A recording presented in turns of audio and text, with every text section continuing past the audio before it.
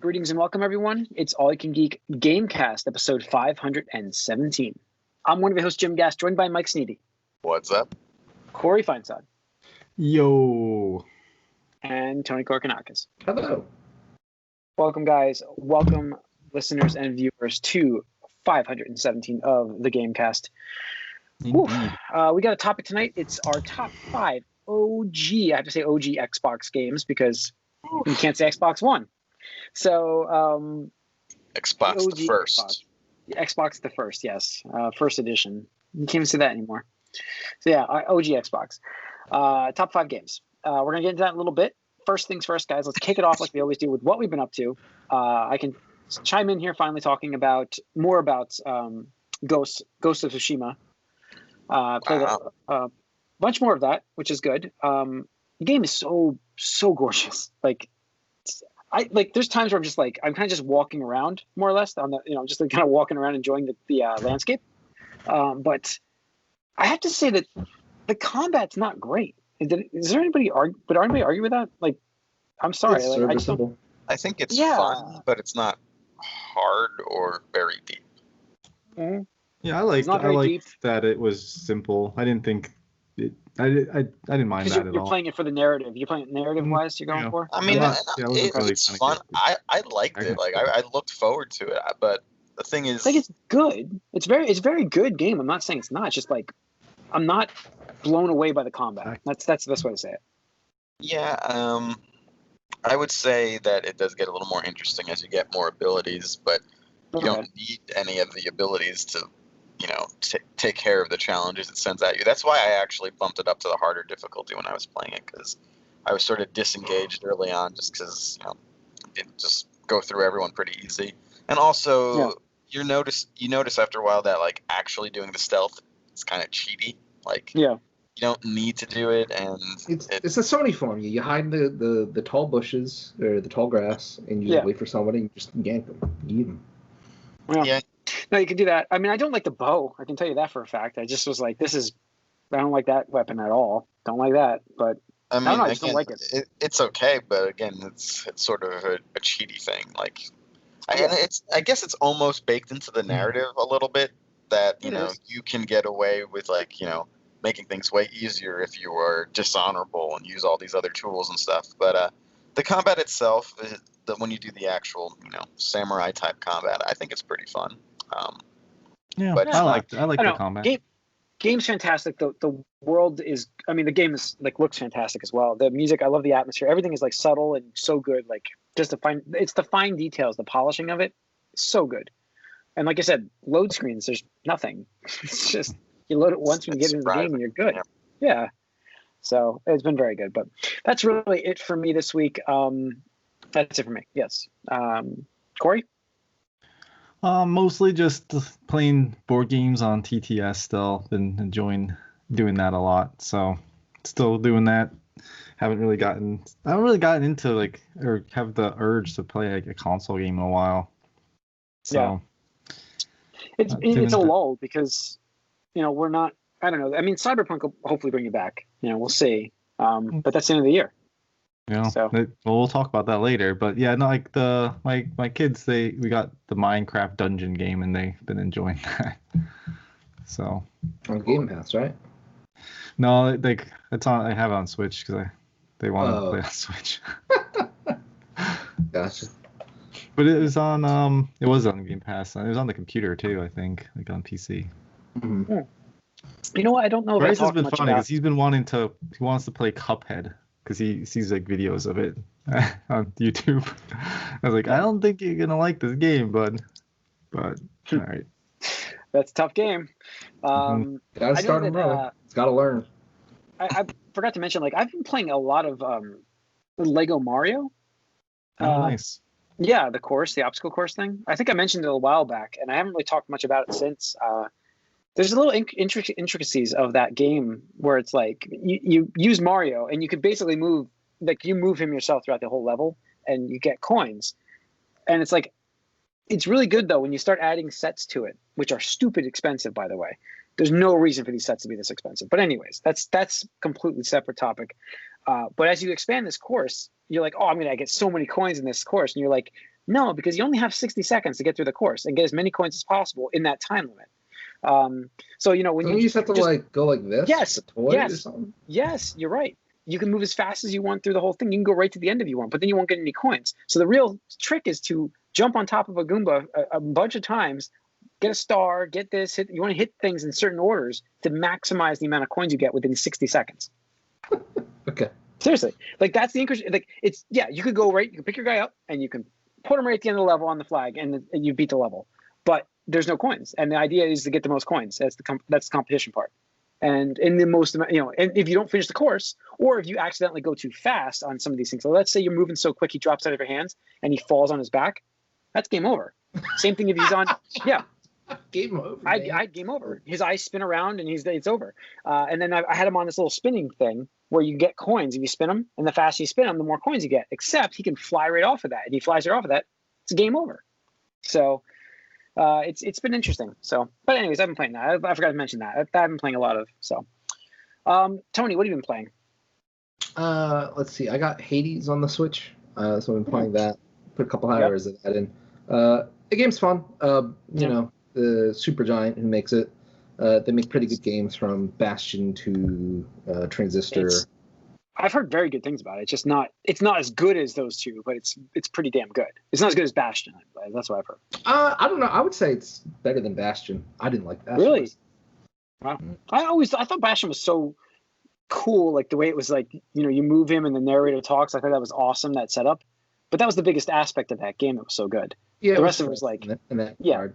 Hades is actually like an interesting twist with a strong narrative for a roguelike, because it's like as you die, more of the story like pops up and stuff like that. So it's kind of like it's part of the narrative with you dying is actually pushes the narrative forward and is actually built into the story of the game. Yeah, because they're like, look, it's you again. How'd that escape go, buddy? And it's just like, yeah, shut up, kind of stuff like that. And then it's about you unlocking like more and more powers to get to escape the underworld and stuff like that. But it's really fun. Hard. I progressed a little bit further. I beat the second boss, so now I'm trying to get my way to the third boss. But it's pretty cool. They have a bunch of different weapons and magic spells and stuff like that. So you can really tailor your build to different couple of things. So it's fun. We'll see how it goes. The art is amazing and the soundtrack is really killer. So glad to see it's getting Supergiant. I mean that's what I expect. Right? Yeah, I imagine it's actually going to get a lot of games coming up here. Yeah, awesome. That's what I hear. Let's check it out. Anything else? That's it? That's it. All right, Mike? So I've been playing a little more Thronebreaker. I'm still mad that I skipped that one puzzle that I never figured out, because I figured out every other one so far. So I don't know what I did wrong with that other one. But the game's interesting, but it's also just barely like a game to me. It's kind of the last thing I do before going to bed. It gets me pretty sleepy sometimes. Then I played Risk of Rain 2 had a update, so I've been playing that online with my friends. There's a new character in there, and the problem with this update is the game was already a little unstable, and now it's even more unstable. One of the objectives requires you to do like 20 straight levels, and typically like a 5 or 8 level run is like the end, but you can keep going, obviously, in these types of games. And 2 or 3 times we tried the 20 run, and the game just broke before we made it more than like us dying or anything. So it's a little annoying. They added a new character, but I kind of wish they added some stability as well. But I heard the team is very small, maybe even just like a handful of people, and it's an indie game, so you can't ask for too much, I guess. Yeah. And then to try to get into a little bit of the Halloween spirit, and since I don't really play horror games, I'm playing Arkham Knight. Again, I might mention it before. It was the first time last week. Yeah. I went back to it because I did stop once I got to the chemical plant again. I'm like, oh, I know what happens here, whatever. because when I've went back and played this before, I've done all the challenges and stuff, and that's how I prefer to replay Batman games. Like that's great. Like you get to the actual gameplay, you redo levels and stuff. You like master what you're good at, and that's what's fun. Replaying the story, and I've replayed the story of the previous Batman games recently. I'm just like, the story is like the least interesting thing to me in this game right now. I want to do the side missions, I want to do the DLC, I want to do the challenge rooms, but I was like, oh, I gotta track someone with the Batmobile again, or there's more Batmobile than I remember. It was everywhere, dude. That's what brought that. Guess we were complaining about the whole time. No, I know. I mean, and again, I don't mind.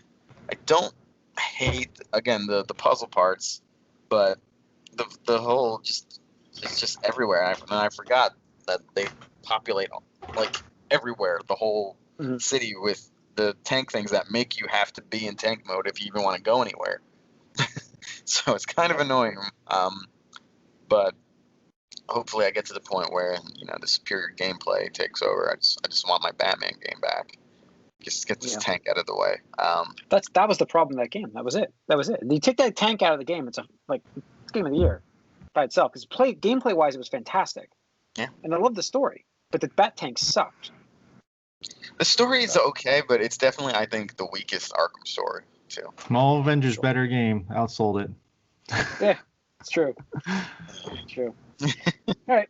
All right. Well, let's move into news That then. was a joke. I got it. Yeah, I know. Was it a joke though? Or is it true? But let's move into some news. We only have two things really on the news this week. One was happening during the podcast last week. So we can start with that, with AOC playing Among Us on Twitch, breaking records. We can go back and talk about it now, where she ended up ranking third all time on Twitch for most concurrent. I think it was at the same, it was like 430,000 concurrent or something like that. It was crazy amount for your first time streaming. Unbelievable. Like the amount of internet dollars she could be making right now, crazy. Sure. But yeah, it is impressive. I don't know if she's gonna do it again. It was obviously to raise voter awareness. But I checked out the stream a little bit. I didn't watch like the whole thing. There's people that watched like the entire thing from start to finish. But she has apparently a pretty impressive PC gaming rig. Am I right? Yeah. So I don't know. It was I don't pretty know anything impressive. about her personal life, gaming wise. Had is a tower with like lights on it. Oh, Tony dropped. So No, I'm here. I got to take care of something though. I'll be back. okay. So I can see him in motion again, Jim. That hasn't happened. Well, so who? Like, if people, we're assuming everybody knows who AOC is. Yeah, Alexander Ocasio Cortez.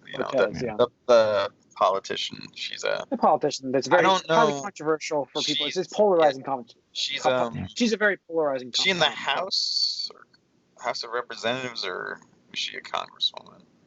She's a representative. I mean, I think. She's a whatever. I don't.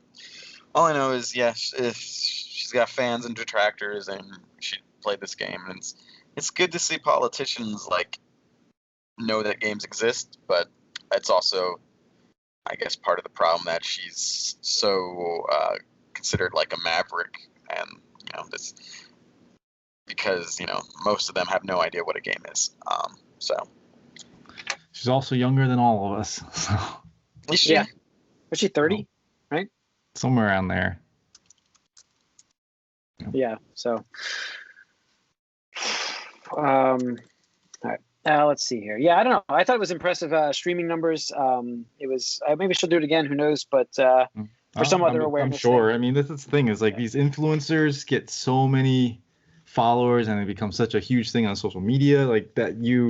Well, think about the Among Us exposure. Like come in and exactly. It was in the news. It was in the news. Everything. I mean, if you worked on that game, you're like, my game's massively famous. Jesus. We did it. We made it, guys. Yeah. Yachts and she is 31, so she's got me by a couple of years. Yeah. So, lastly in news, we have Cyberpunk 2077 officially delayed yet again. Woo!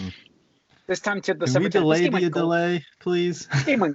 This is the first game I know of that was delayed that went gold. I'm sure there was, but I don't know of a game that was delayed.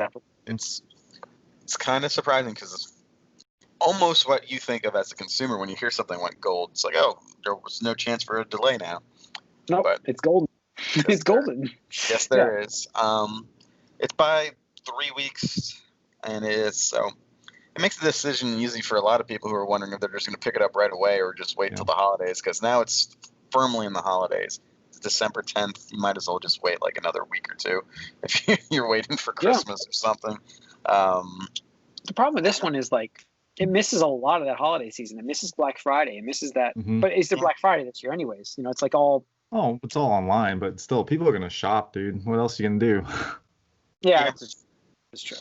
So, but I don't know. This company prides itself on trying to be transparent, and I almost think that it hurts them a little bit at this point. When this was supposed to be the absolute last delay of that game before. Yeah. Well, so I know this shocked employees because the memo went out the exact same time as the tweet. Again, Jason Schreier was talking about that. So the game is like supposed to be. I mean, we're expecting it, and since we've had a decade of hype, we have to expect. I mean, at this point, like, just delay the game until you have it ready. I mean, who cares at this point? Yeah, I know, but we expect like the most content-rich game maybe ever from this at this point, and. So like you can't right as of now, you cannot release a game that's gonna be broken or bad with all the delays you've already had. It's got to be something broken. Well, yeah, I would say so, but like at this point, you cannot release this game if it's not going to be up to par to people's expectations, or close to it at least, because you're banking on getting those 9s. I know, but I expect you need them. They're not going to give. Listen, this game is going to get 9s. This game, it could have had. I'm guessing this has got to be a bug. It's got to be a bug. There's nothing you're going to change in 3 weeks. It's got to be a massive bug they can get a patch out for. And would that affect their scores? No. Yeah, I mean, well, if it was broken, it would. No, it's never affected scores before. That's not really true. A game that really affected the scores, bugs in a game. I think Assassin's Creed Unity got bumped quite a bit for their glitches and bugs. No, I know that there's been games that have like had day one patches that people aren't going to review the game because change the game. Yeah. So that's what we're probably dealing with here is similar thing. I don't know. So, all right, let's get into our list, guys. This is our top 5 OG Xbox games. Oh God. Now it's probably going to be not duplicates, but multiple games of one game on our list. I'm sure for some of us, and including myself, because originally. I'd like to mention that my top 5, I did not make ESPN NFL 2K5 did not make my list because I bumped it for spoiler alert. Moved down because I decided to split a game out that I was just going to do the franchise, but I ended up having to split it because there's a reason. I'll get into that in a little bit, but that's why ESPN NFL 2K5, which in my opinion is still best football game I've ever played, easily. Best gameplay wise, it is the best, absolutely. Yeah, that was the best game. Yeah. Mm-hmm. Dreamcast, get the little VMU, man. You can plays from there. The ESPN games were great, and then the 2K5 on the Xbox was the best version of that. Come on. Yeah, we'll get there. We'll see. All right, so number 5 for me, kicking off this list, was Soul Calibur 2.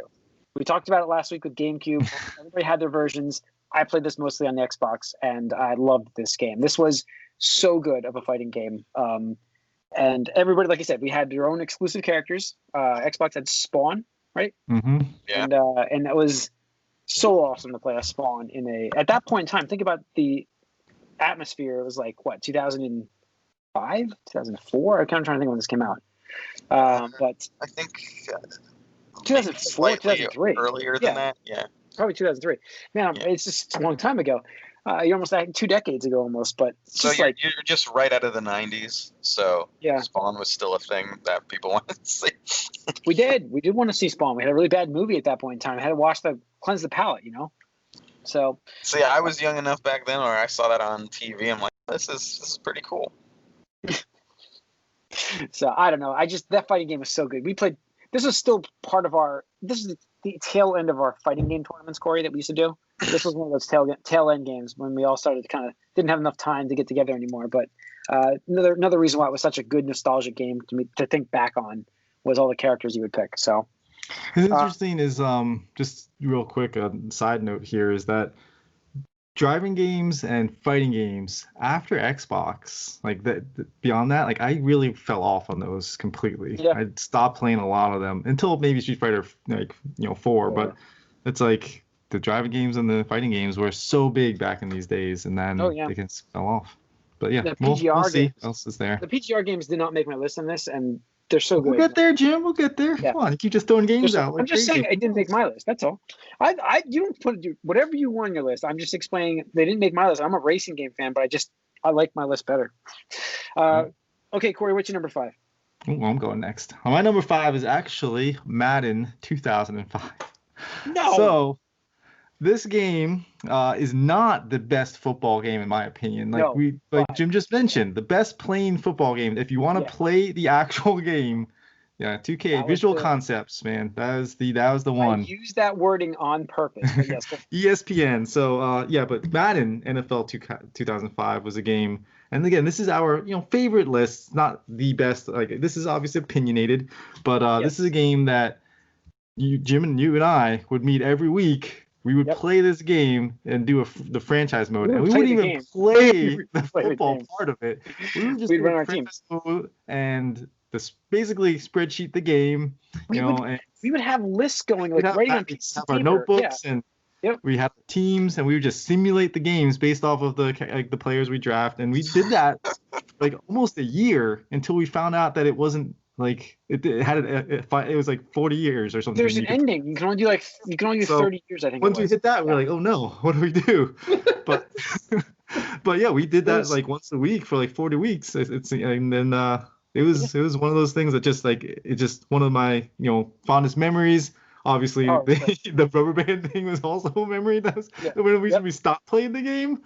But yeah, the franchise mode in that game actually made one of my most memorable and favorite games. Set concession prices. You can move the team. This was all in 2005, which is amazing. They had this stuff in there. And then we would like scout players. You can like write down who your targets were for the draft, and that's what we would do. And then basically we would try to build that team to win the most Super Bowls without us interfering. So I think we would watch if we were playing each other. I think that's when we would actually either watch the game or maybe play a little. I don't know if we play that, but that'd be about it. We didn't play the game, but we did watch. I think there was different ways to simulate the games. Yeah. Yeah. But that was so much fun, and there's fond memories in that franchise mode in 2005. Yeah. Mike, number 5. Well, I never owned an Xbox, and I've played exactly one game on it myself. I've seen 2 games played in the same room as me, so those will be my 3 and 2. But for 5, non-applicable, because there's nothing. NA for Mike. Just not even voting. You never play Fusion Frenzy? No, I don't know if you know what that is. All right. Tony, you're number 5. Yeah, I played a little. I know you were GameCube. Yeah, you're GameCube. Yeah, I mean, I had a heck, things. We played a lot of like random ass games on it, but for good ones, I mean, I guess I'll go with Halo 2, which might be a controversial pick because a lot of people love Halo 2. I don't really like it that much. It's just, it's still a quality game, but in terms of Halo 1 to Halo 2, I thought it was a complete downgrade in terms of like just gameplay execution, like multiplayer. I can do a 4. Okay. Just everything. I that was back in the day when like not every game got a sequel. As surprising as it may sound in 2020, where everything gets a sequel. But like back then, you're like, oh man, like all right, this is gonna be a sequel, and like by then, like a sequel was a big deal and stuff like that. So you're like, oh man, what's Halo 2 gonna be? And Halo 2 was poised up to be like the biggest, baddest bitch game around, and it came out the whole thing was like, save Earth or something like that. I think there's like one mission on Earth or something stupid like that, and this is like, wait, what? Like, it's not even like there was a preview we would run in the store when I worked there of the ending of that game, and at the time you didn't know that was the ending because it was the preview of the game, but they would show him jumping off the spaceship down to Earth, and at the time you don't realize Yeah, you don't realize that is not. You don't even get to That finish the wasn't fight. the ending. No, That wasn't supposed to be the ending. Yeah, Yeah. but that was the ending in the original game. So it's Yeah. like that. Yeah. I So remember single that player- launch though. I remember like that was Oh, the yes. biggest biggest media launch ever at Yeah. the time. At the time, as well. yeah. Oh. So, Yeah. I don't know. I just thought it was more hype than it It was deserved. a lot. I mean, I'll cover it. It's on my list later. Yeah. And I'll get It's not over bad. it, It's but- just, you know. It's Yeah. on my list. You'll hear about it more, I guess. Number 4 for me was Fable. Right? Yeah, Fable. Right? That was an OG Xbox, right? I hope I got that right. Yeah. Yeah, it was. Well, Fable Yeah, it was was. OG Xbox. Fable Yeah, 2 was Fable. 360. No, Fable 2 is the other one, but Fable was the first one that I just Wait got a me hooked in that corn. universe. Come back and see a oak tree. Yeah. When, Yeah. like, yeah. That- Okay. Sure. So now Calm down. Fable, here's the Have problem your with meds. Fable, and the positives. Yes, the problem with Fable was it overpromised. Again, it was almost like the Shenmue of the Xbox. Essentially, it was a game that was supposed to be this grand thing that I think that if they didn't overhype what it was supposed to be, it would be even bigger than it is now. And I think Fable's got a pretty good following. Like Fable 2 was fantastic as well, but. I remember like, oh, your progress, it ages and stuff like Corey had said, plant an acorn and watch it grow. And it's just like, I feel like they well overpromised a growing that they couldn't Peter do back Molyneux? then. No. Yeah, No. yeah. Peter I Molyneux know. never overpromises Black and white man underdelivers. himself. Yeah, Never. black and white himself. I think he way overpromised and underdelivered again. But it's a very good game. I love playing this game. It got me like, I don't know. I love being in that world, and so I couldn't wait for Fable 2. It got me so excited for Fable 2, and then it's just like, I don't know. I just was my number 4 game. Loved it. So that's really it. Corey, what was your number 4? My number 4 is Halo 2. Halo 2. I almost did not have it on my list, but I did like the Halo franchise again is about my favorites and things. Oh, hang on. I'll take over because Halo 2 is my number 3. And so I'll just talk about it right with this thing. And the reason why it did make my list, and Corey can chime in a second, but it didn't make my list originally was because I had them in the franchise. Mm-hmm. But I put in Halo 2 because of the multiplayer. And that was, for me, that was the best multiplayer I had played. And for me. Yeah. But the game, like, so, Tony, you were right. It went backwards in the game. But I don't know if they went backwards, in my opinion. I think that they just had so much hype that it was never going to live up to the hype. And they had so many, like, they were so ambitious with what they were going to do, and then just didn't have time to do it. So it was half a game for one thing, but the multiplayer was good, and they introduced dual wielding, which was only in this game. They took it out afterwards, but because it didn't need it. It was kind of silly. But I thought the game, as far as what you played, it was still Halo, and Halo was still at the top of its game at this point, as far as moment-to-moment interactions and encounters. And for that, it made it on the list, because I still love the story up until the point you're like, oh fuck, this is the worst cliffhanger ever. But I loved what I was playing at the time. So for me, the multiplayer was not as good as the first one, though. I love this multiplayer for me. Like, I think I like the first one a lot, don't get me wrong, but this one was like, I don't know, I just felt like they really dove down, and this is what they focused on in this game, and that's why the single player I felt like didn't make it. I feel like this was the focus on this game was that multiplayer mode that was so good. I love what they added online. I mean, that's what was really the big thing. So I really enjoyed the multiplayer. That's why it made number 3 for me. I had to split it out, not to tease my other spots on my list, but I had to split it out from the original. So Mike, what was your number 4? My number 4, I guess, would be Dead Rising. I watched my friend play some of it, and it looked interesting. Dead Rising wasn't on the original. That's a 360 game. That's 360 game. So we're back to 3. Back to 3. Mike. Okay. Then I will say. You got me in that because I couldn't remember how old that was. Then I'll say Fable, because I watched him play that. It looked like a game. Yeah. There you go. It looked like a game. Fable looked like a game. It was fun. Tony, what was your number 4? This one was Spider-Man 2, which back in the day was actually pretty fun. That was an excellent game. Yeah. I forgot. That could have made my GameCube list if I remembered it. Yeah. Yeah, I mean, it was fun for its time, for being a licensed game released by Activision, I want to say, back then. It was fantastic. I think I even got Tobey Maguire to voice it, or was it somebody else? No, I think that was him. I got it. Was it him? It sounded like I think it was an impersonator. No, They were definitely voicing it like him. All I know is like they haven't done the swinging, like they did swinging comparisons to the new Sony one because this is the like first time that they've actually gotten it right after that because they've never I think it was more right in Spider-Man 2. It was actually web swinging, not just zipping everywhere like you do in this new one. So I think it was better. Wow. It was fun. Never beat it, but it was fun. Really, I played that game. I love that game. I think that was the one where you could jump off the top of buildings in that one, right? Yeah. Yeah. It was open world. I remember doing that. Yep. I just love that. And then it's amazing how bad the other games were after that for Spider-Man. Like they had that formula, and it took forever until now to get back to that. Yeah. So it's a very impressive game, and especially it was like on the OG Xbox. It was on a PS2 as well, and it was on GameCube. But all right, like I said, mine was Halo 2 for number 3. Corey, what was your number 3? Let me check. Doing it live.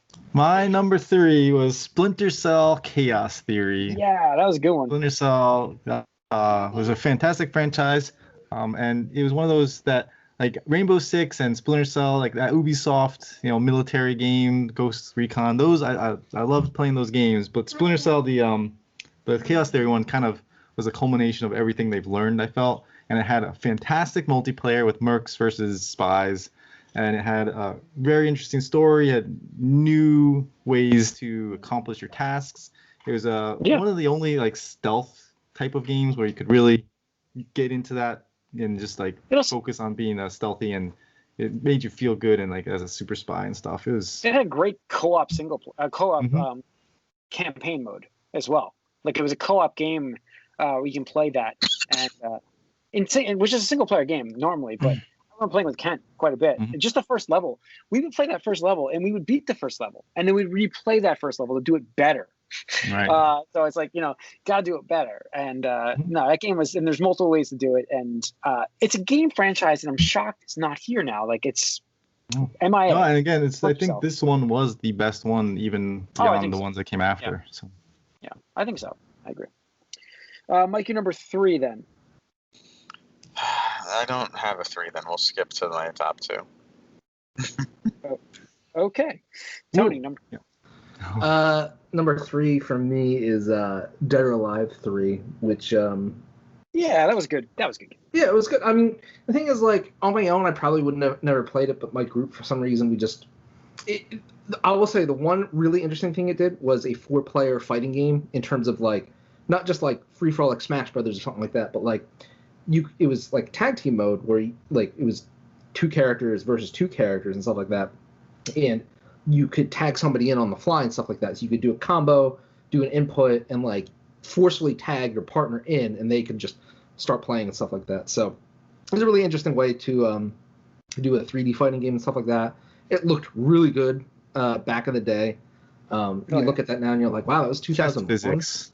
Yeah, the jiggle physics were ridiculous. But it had like stage damage, stuff like that. And I want to say transitions between certain areas or something like that. Maybe I'm citing it. Oh, you could like burst into like a side one, or yeah, you definitely had different, because I remember I think Christine's stage or something like that, like you go into like a museum or something. Yeah. It was different rooms or stuff. Like I remember that. Yeah, it was flashy. It was fun. It was simple to get into because it was like one punch, one kick, throw, block, and like I think you had like buttons that were like punch plus kick, so you could do like certain special moves and whatnot and stuff like that.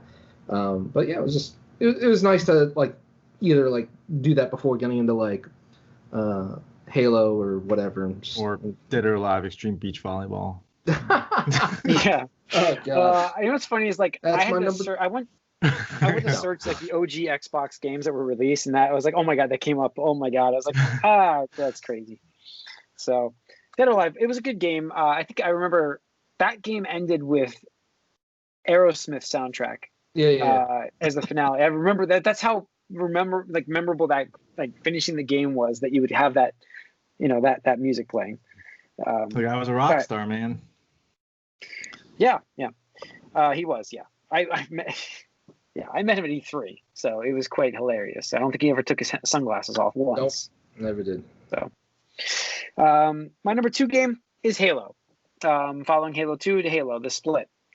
Originally, like I said, they were in the same franchise for me, but Halo was that's the game for the Xbox. Like that was it clearly wasn't for me, but that was the game really that brought us all together. I mean, that is like the multiplayer, the co-op single player, the single players by itself, the world that they built for Halo. I mean, this is what launched the franchise. It's incredible. I mean, it launched the Xbox.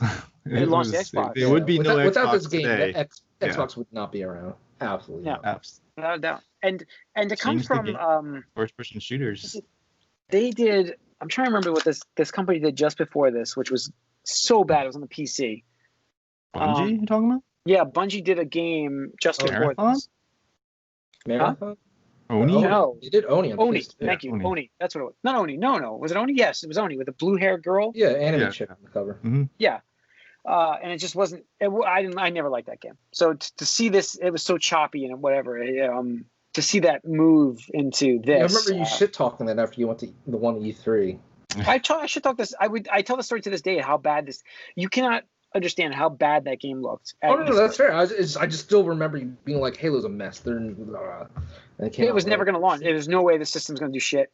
I mean, I'm like, GoldenEye looked better than this at that point. At that point, it was GoldenEye looked better than this, and it just looked so bad. And the 180 they pulled before launch in 3 months was crazy. So, which it wasn't 3 months because that was clearly at E3. Now knowing more about the industry at that time, it was not 3 months. It was 4 months, I think. 5 months, 6 months. Sorry, 6 months because it was May. E3 was in May, I think, at the end of May or June, and it came out in November. But so it's 5 months. But the knowing more about it now is clearly we were playing an early build at E3. But back then you didn't know that. I was just like, because the internet really wasn't a thing, So it's just like, I'm playing Halo there. And it's just like, nope, that was a very early build of Halo. So, so that's my number 2. Corey, number 2? I think we have ours reversed, Jim, because my number 2 is KOTOR. Yeah, it's my number 2 as well. What? How did you guys not make this your number 1? Jesus. Go on. Never beat it, that's why.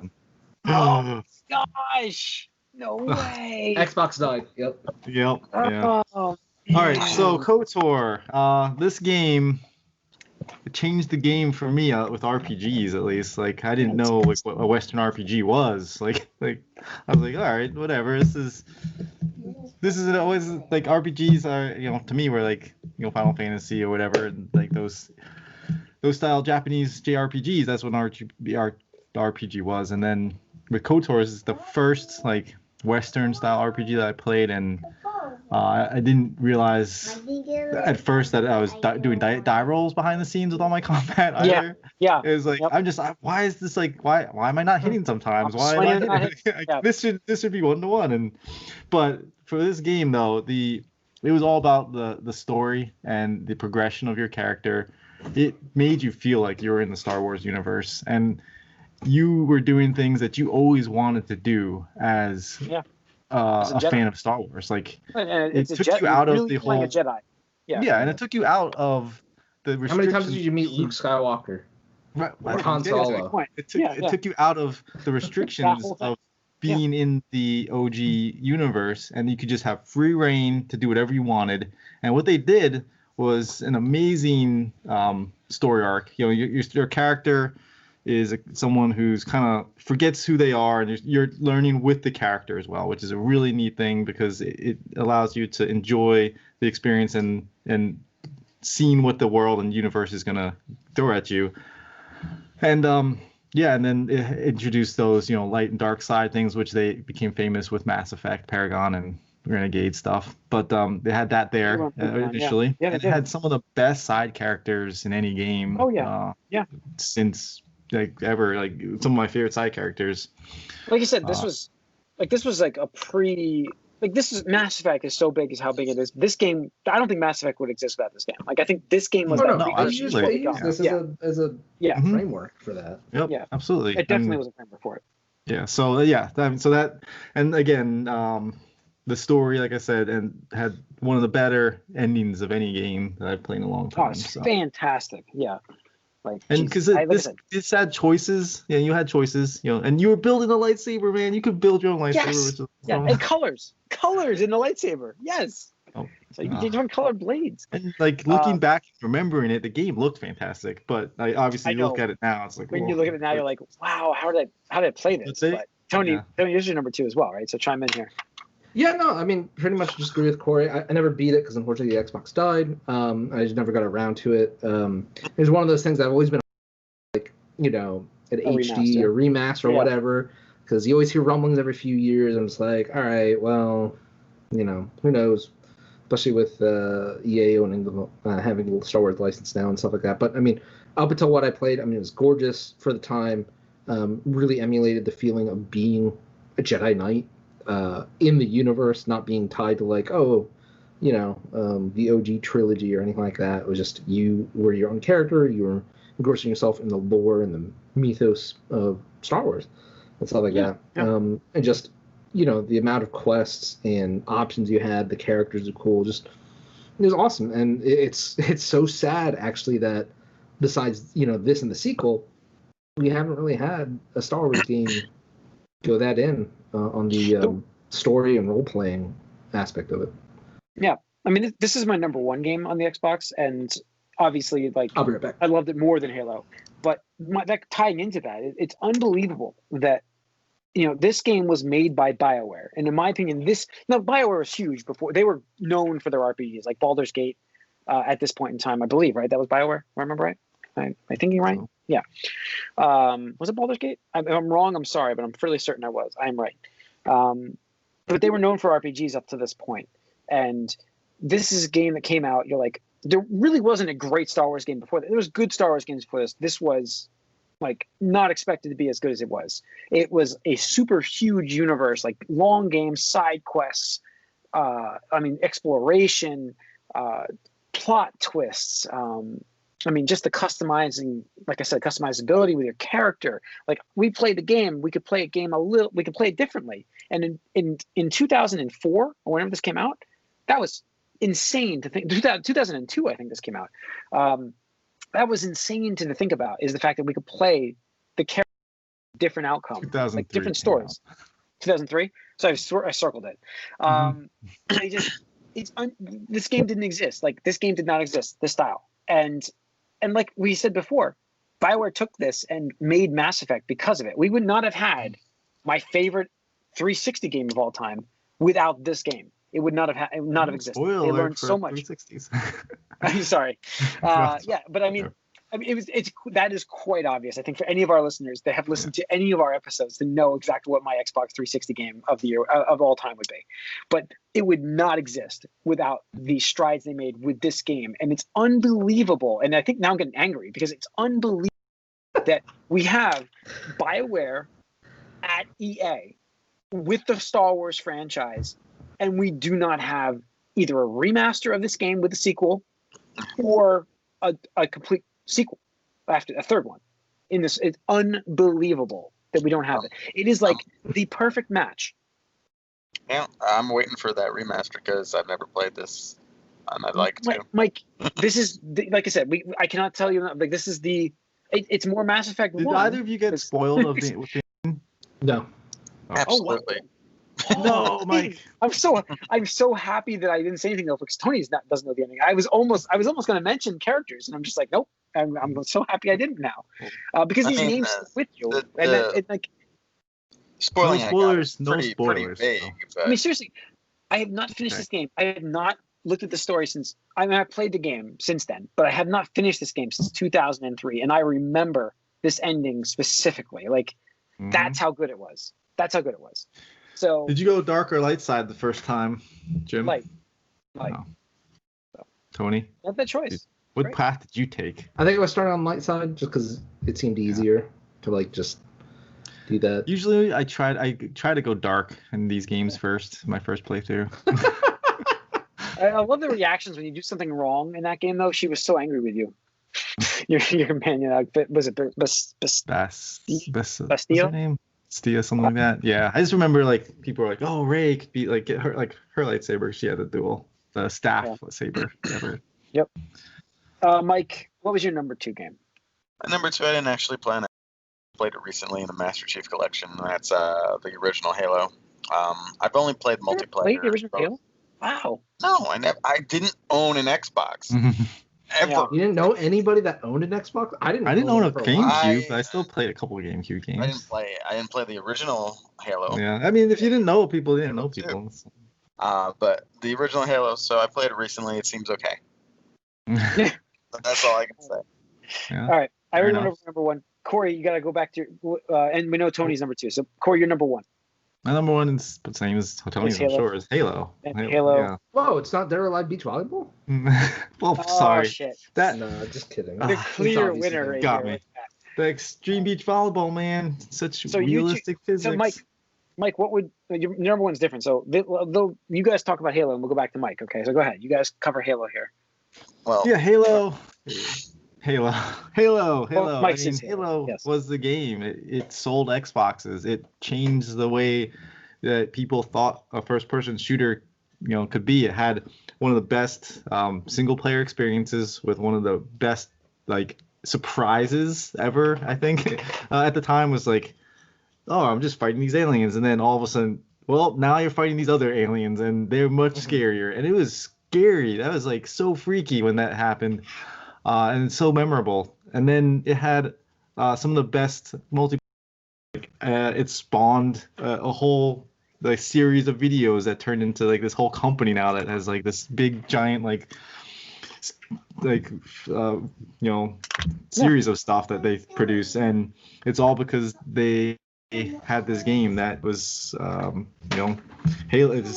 I can't even say enough about it. We played so many games. I played so many games with you, Tony. So I just played with random people. Oh yeah, I have an Xbox. Okay, we'll just do a LAN party and we'll play some Xbox. And we're playing on 15-inch televisions, 4 screens on them. What the heck? CRT, now YouTube, yeah.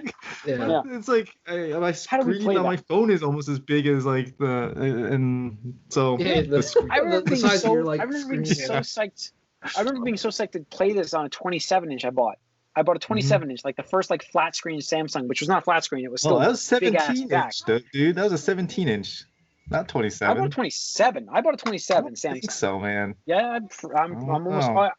Yeah, I'm pretty certain I did. So I think all I know is that thing was pounds, and I helped you carry it up. You helped me carry it up. That was 27. That was 27-inch. Trust me. I knew what I bought. It was fucking. But heavy. yeah, it was one of those things where everybody if you had an Xbox, you had Halo. It was 1-to-1. You wouldn't buy an Xbox if you didn't buy Halo. So, but yeah, Tony, number 1. I know you've got your stories of your varsity and your yeah. No, it was one of those things where my friend group it was one of those things where we'd go over Nick's house and be that's how it started. Is oh, here's the Xbox and stuff like that. And I think him and his brother, they had 2, and this was one of the first consoles that had an Ethernet port built in, so you could do local area network, which was obviously PC had that, but this is the first time consoles could do that, to my knowledge, straight out of the box at the very least. Yeah, no, by default, you had everything you needed. Yeah, so it's you just need a crossover cable, jack them up between 2 different rooms, and you just get it going. And I'm all about those games where it's the more players you have, the funner it gets, kind of thing. The biggest contribution N64 did was having 4 controller ports built into the thing, in my opinion, and then Xbox was the Ethernet adapter, because we didn't do it very often, but having 16 players for Halo was just mind blowing. But most often it was 4v4 and stuff like that. But even then, it was just awesome because you could have these different game modes, and you could edit the game types and change the parameters and stuff like that. I mean, don't get me wrong, the single player was awesome. it was an epic, AAA experience kind of thing. I still, prefer the style of GoldenEye, where it was more objective based and whatnot. But it was really cool having the vehicles and AI and PCs. Physics in the game was just awesome. The physics were really good, as well, with the grenade lobbing and stuff like that. But the multiplayers where it shined for me, and just like Corey alluded to, we played it so much, often, that it became this running joke where it was we would, you'd always like talk to like people, like friends of friends, stuff like that. Like, oh yeah, I like playing Halo, and I was like, oh yeah, okay, that's cool. Like, yeah, I'm really good, and it's like my friends and I would just like give each other the look, and it's like, how good would you say you are? And they're like, oh, we beat her on Legendary and stuff like that. I'm like, hold on. It's like, okay, and then we would just have, we would challenge them, and oftentimes it would be like. Usually it was like Team Slayer, first team to 50 and stuff like that. And if the other team got to 25 before we got to 50, we would consider them like good challengers. It's like, oh, you guys got like, one kill for every 2 of ours. Like, good job. Like, that's not bad, stuff like that. And it got to the point where like to save that embarrassment, some people like took that really badly for their ego and stuff like that. We'd be like, all right, well, why don't you guys play these 4 first, and we'll just hold back for a little bit, stuff like that. And we dubbed them the JV team because they were like our second tier players and stuff like that. And if they couldn't get past the JV team, we told them, we were straight up like, you don't want to play us. Like, the 4 people you guys played were our junior varsity players, essentially. Like, we beat them consistently every game. If you can't beat them, there's no way you could beat us.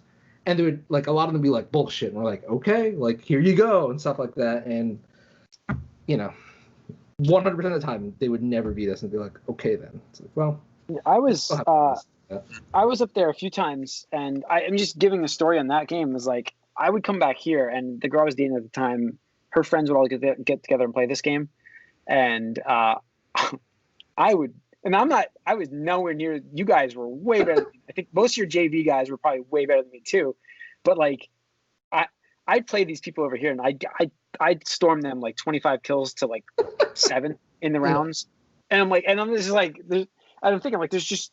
I'm like an average player in Easton, and I'm like, that's what happened in Easton. There was that level of competition going on, and because I knew it, I'm like, I'm an average player up here, but over there, I look like I'm a freaking god over here. It's just like that. That's what people don't understand, how competitive they got when you guys were kids. Like, you guys got so competitive at it. So yeah, the only time we ever faced a challenge was we went to like some tournament in a mall, and apparently there was this like glitch where when a power-up is spawning, aka the invisibility or the overshield, if players are directly over top the item, as it spawns, all 4 players get it.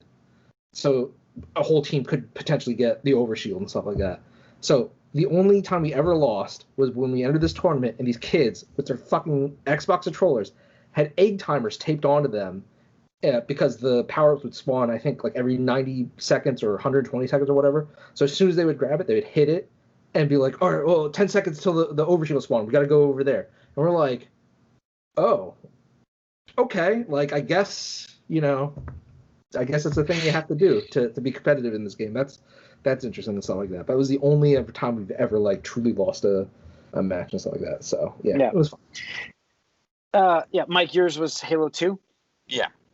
Everything you guys said about Halo is pretty much true for me with Halo 2. Never really played Halo, the first one back then, but everyone had Xboxes, and we would go together, do split screen in a friend's basement, Halo 2 all the time. And also going back recently through the Master Chief Collection, I really think I prefer the Halo 2 multiplayer to pretty much every other version of Halo's multiplayer. I think. And I only play the multiplayer. I didn't play single player for either of those first 2 games. But no, just a combination of the vehicles, the sniper rifle being strong but slow, the being able to dual wield actually when you're playing against other people and you have your noob combo going, it matters a little bit. We just did LAN parties, everything. Halo 2. I think it was the pinnacle of the multiplayer for that.